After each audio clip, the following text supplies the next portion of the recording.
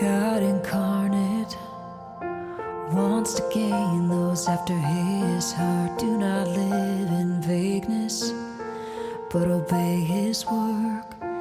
Don't be concerned with ideas of God in heaven, or make things for God in the flesh difficult.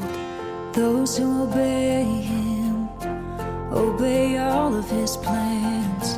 Those who obey him listen to his words. They don't mind what God in heaven does, what he's like. They give all their heart to the God on earth. They place their entire being before him. They never do think about their own safety. They never make a fuss about God in the flesh, his normalcy and his practicality. Those who obey God in the flesh can't be perfected. Those who believe in God in heaven gain nothing. This is 'cause it's God on earth, not God in heaven,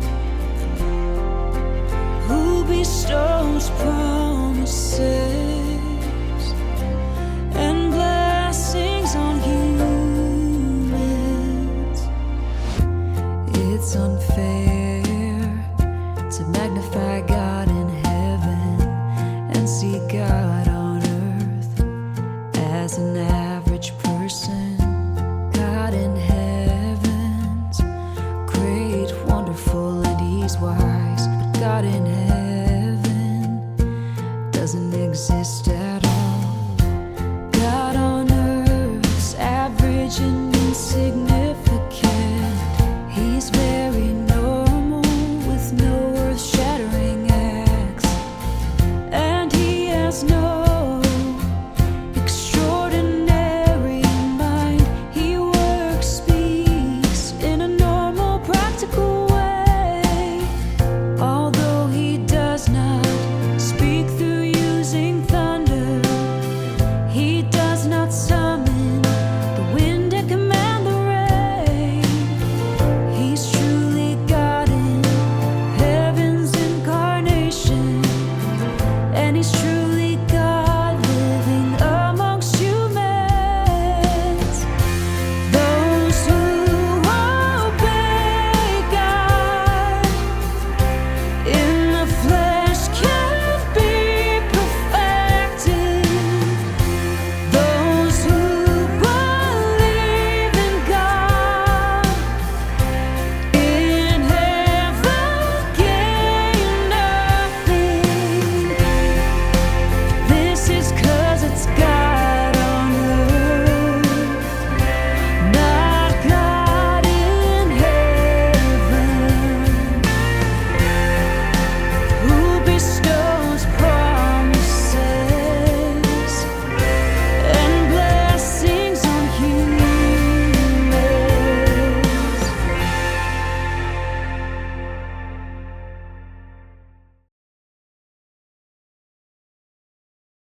For men, God was the spirit they couldn't see or touch. Because of God's 3 stages of work on earth, the creation, redemption, and destruction, he appears at different times to work amongst men. His first arrival was the age of redemption. He came into a Jewish family, of course. God worked in person to use his incarnate flesh as a sin offering in his redemption work. So God was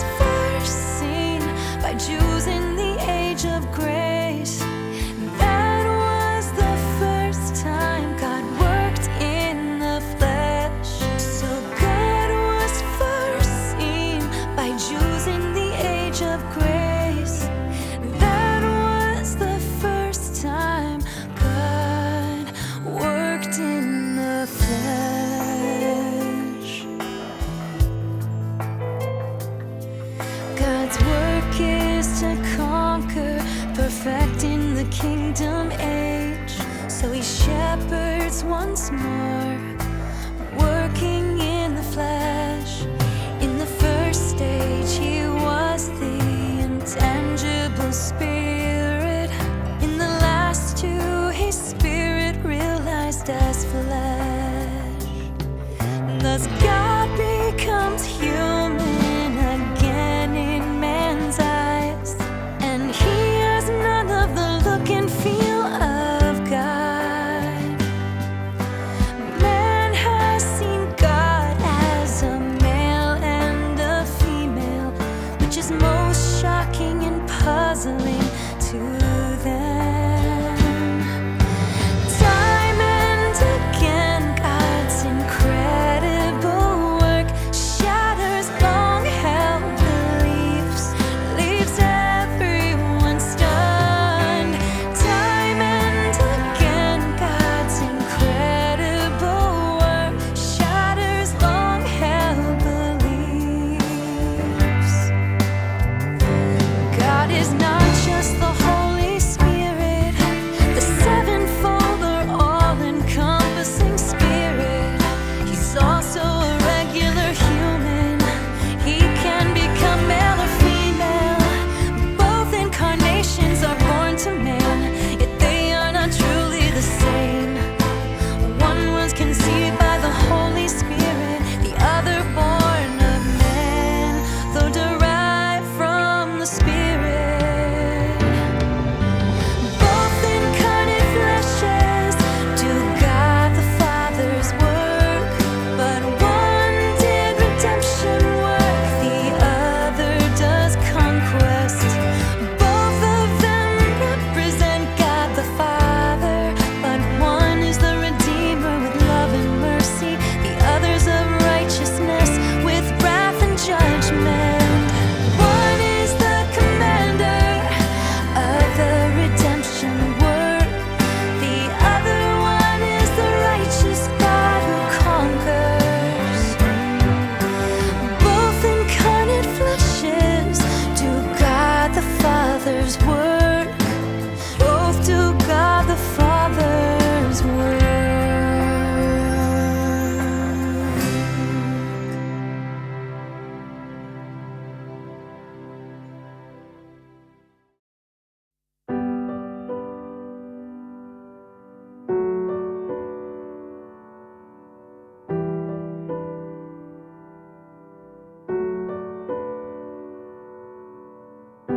You lack the self-knowledge of Paul, always needing to be chastised.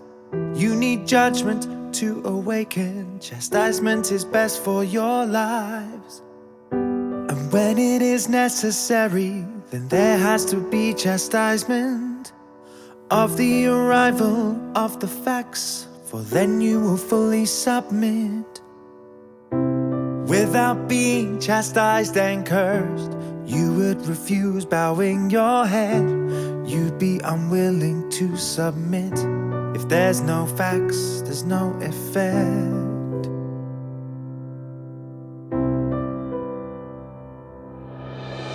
You are given protection today because you're chastised, cursed, and judged. You are given protection today because you have suffered so much.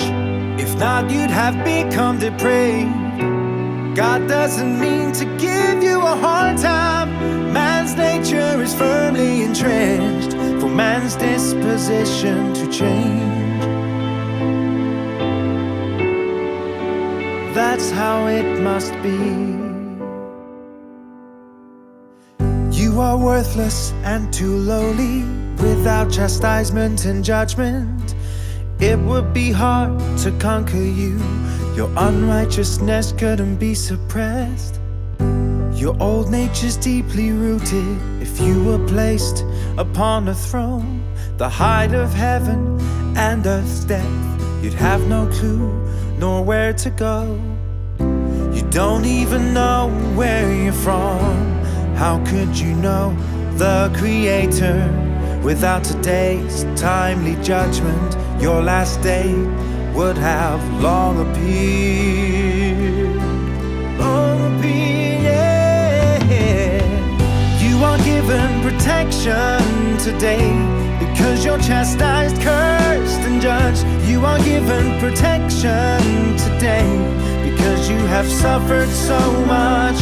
If not, you'd have become depraved.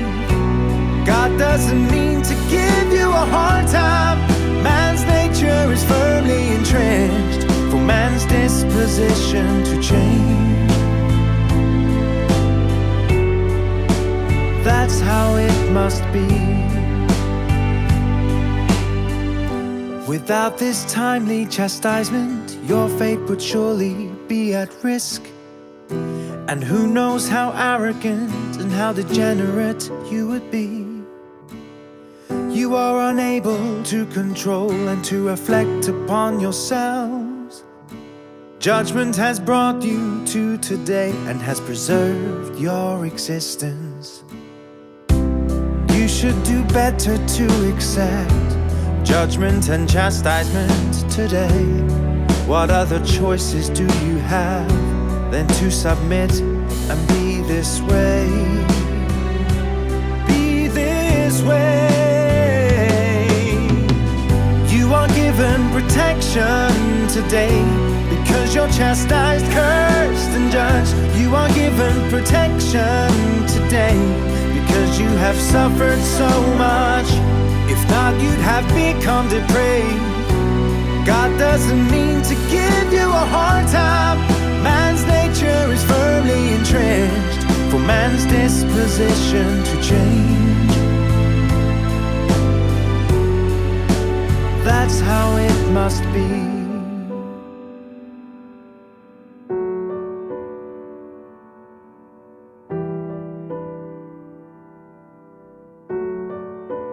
That's how it must be.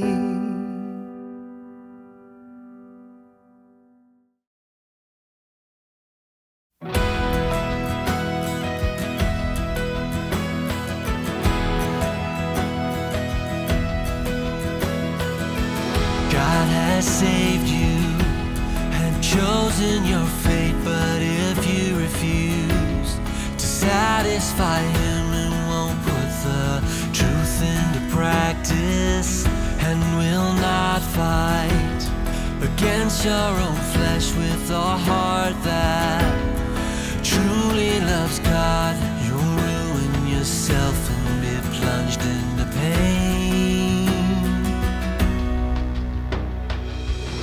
If you always choose to care for the flesh, Satan will slowly swallow you up, leaving you no life for the Spirit's touch, until you are filled with darkness inside. You'll then become Satan's captive. Your heart won't have God. You'll deny and leave Him. Whether you gain life before God, and what will be your final end, rest on how you perform your fight with the flesh. To love God you must face hardship and pain. You don't need outward passion or hardship or further reading or running around. Put aside lavish thoughts and your own interests. Give up your notions and intentions. Dismiss your designs, for this is God's will. Whether you gain life before God, and what will be your final end, rest on how you perform your fight with the flesh. God asked people to practice the truth, to deal with the things inside of them, and their thoughts and notions that don't follow God's heart. There are things within